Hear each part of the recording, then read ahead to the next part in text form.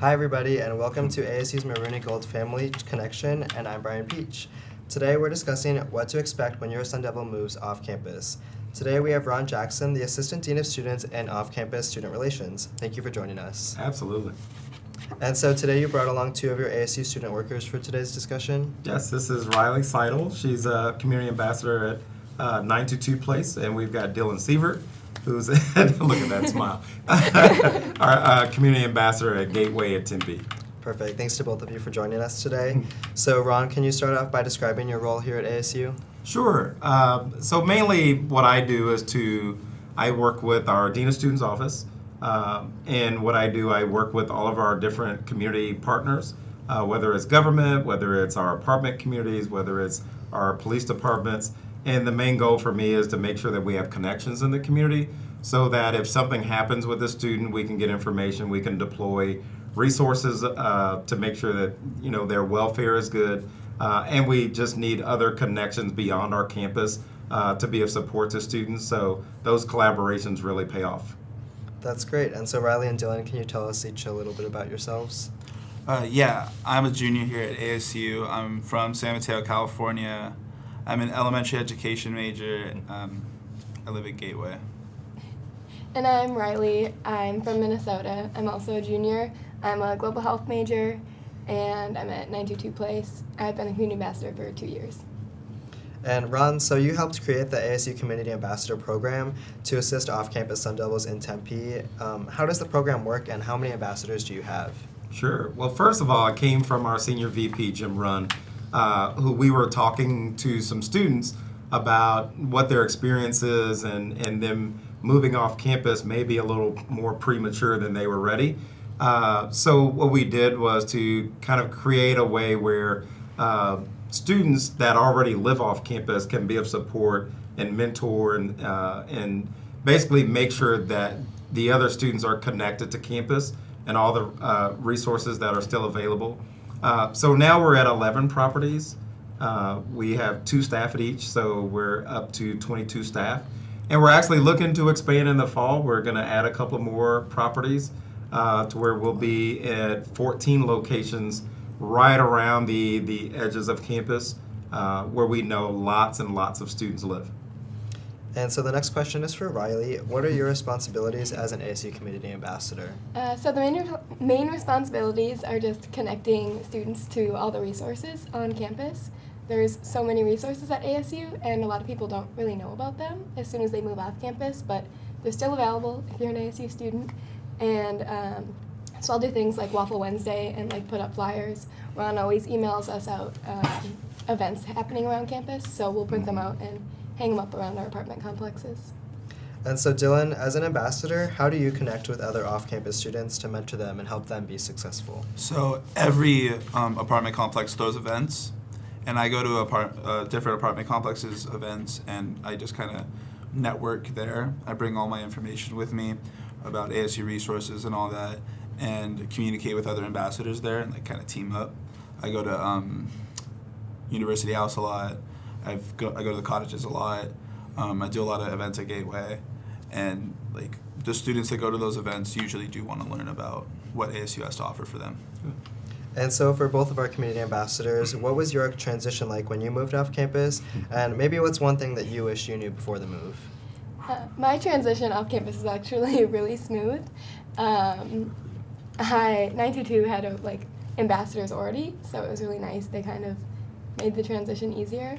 One thing that I wish I had known was to take pictures of your apartment complex before you actually fully move in and fill out the damage deposit, because a lot of people don't end up getting theirs back. Yeah, I had abysmal move-in. It was very bad. I don't even want to go into details about it. Kind of repressed it, but no. The wonderful management at Gateway, however, was able to change my room and some of my other roommates, and we got to leave someone who was not a very nice roommate. Good for you. And so for Ron, we know that our ASU families are concerned about the safety of their Sundevils. How does the university collaborate with the off-campus community to improve student safety? Yeah, well, as a parent myself of a student that's in school, I mean, that's one of the things that is prevalent in our mind. We want to make sure that our students do well and are safe when they go away to school. So that's why the dean's office connects with all of the different partners off campus.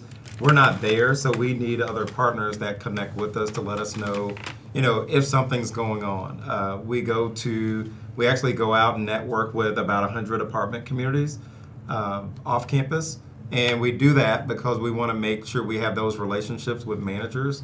So if something is going on and the manager sees this happening with one of the students, they can alert our office, and then we can actually connect our counseling services, employment services, whether it's our advocacy team, whatever we need for that student, we can connect them to that. So other partners off campus are kind of our eyes and ears, and they help us, make sure that our students are successful. And why is it important for ASU students to remember that they still represent that university even if they're not living on campus?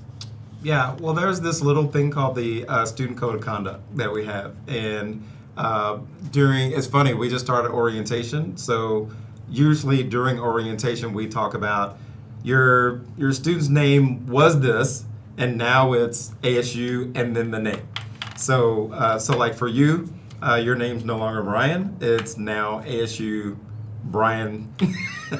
So we try to educate them on that because we want to make sure that our relations within the community are positive. We have great cities that we're in. Tempe is a great city, and it's even better having ASU in it. So we want to make sure that our students add to the community as opposed to detracting from it. And typically we do. And so for our community ambassadors, how did your family support you in the process of deciding where to live and in moving off campus? And do you have advice for families at home on how to help their students? So I kind of did a lot of the heavy lifting, finding an apartment complex by myself. And once I really found the one I was comfortable living at, I took the tour and everything. I called all my roommates' parents and I called my parents, and they all came down and took a tour with me. I told them all the information I had. They gave me their notes. They gave me a bunch of stuff to work with, but ultimately we came to the decision that I stuck with. So it's very helpful to have parents involved, but not necessary. And I'm from Minnesota, so my parents weren't able to come tour with me, but I took a lot of pictures while we went on the tours. I would definitely recommend doing the tours because I have some friends who didn't tour their apartment complex and were pretty surprised by what it was. But my family was helpful because most places do electronic leases now, so you can send the lease to them and they can look through it and see if everything seems okay. Yeah. Can I add to that? Of course, yeah. I want to echo what Rylie said about if you can take a tour, being there, it allows all of your senses to take in the environment and make sure that you feel good about where your student's going to be living, and the student feeling good about where they're going to be living. It's really tough, and I understand. We have students coming from all across the world that everyone can't come, but if you can, it's very worthwhile to understand and know what it's going to feel like when you go into that apartment community. Definitely. And so, Ron, for our parents whose students are looking for off-campus housing, when do some of the residential complexes start to fill up for the next year? I would say right now. I say that because, I'm in conversations with managers on a daily basis. So just yesterday I was talking to one of the apartment managers, and I found out that, at Rylie's place, 922 place, they're already 100% occupied for the fall. So students have already signed up. All the beds are already full. And basically that happens for a lot of the properties that are really close to campus. So if you want your student living very close to campus, know that those apartments are going to fill up the fastest. The other thing is if there are students that are if you want to rent by the bed, and again, for me, I'm paying for a student that's in school, so I didn't want to assume the price of a whole apartment and then worry about whether the roommates were going to make it through the whole year. So I rented my student a one bed, basically when you purchase it by the bed. So that's kind of where I would leave that. And so lastly, for any of our panelists today, what would you say is the biggest adjustment that students need to make when they move off campus? I think the biggest adjustment people need to make is just to make an effort to be involved on campus. When you're living in the residence halls, then you're kind of like forced to go to different events, and the events are still happening when you're off campus. You just have to actually go to campus to do them, and there's usually free food, so there's no reason not to go. Yeah, echoing Rylie, like that's our role as community ambassadors who live off campus, is to bring students to those events so they feel connected, because we really want them to have a deep bond with the university. We want to like promote a good relationship with students and faculty, and students going to games, having big turnouts, because like we made it into March Madness, right? Yeah. So, I mean, yeah. But having students there is a huge boost for the team, for the school, and it's fun to be there. So. Anything else to add, Ron? I statistically, just for us in academia, we look at what students are the most successful, and our goal is to get them to graduation. So the best thing that you can do is to make sure that students are connected to their institution, that they feel good about where they're going to school, and we found out that statistics show when students are connected to their university. They tend to do even better in school than the ones that are less connected. So we really would like to see them involved. I wouldn't go overly involved, but making sure that they're involved in a club or connected in different ways on campus, so that they have that other connection beyond just the schoolwork.